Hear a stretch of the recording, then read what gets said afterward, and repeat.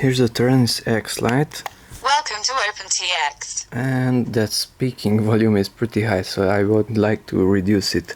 It has the micro SD card in it, and it has the sounds downloaded onto that one, so that's why it's speaking.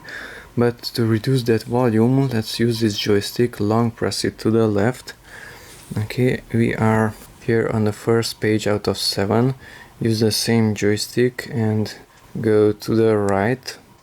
We are on the second page, go to the right to the third one. Now come here to volume, press down the joystick to enter and reduce the volume, push it to the left, let's say that much. Okay, exit from here with the lower button and you can power it off. And when you power it on, it will be less noisy. Welcome to OpenTX. Welcome to OpenTX. Welcome to OpenTX. It's much more discreet and silent.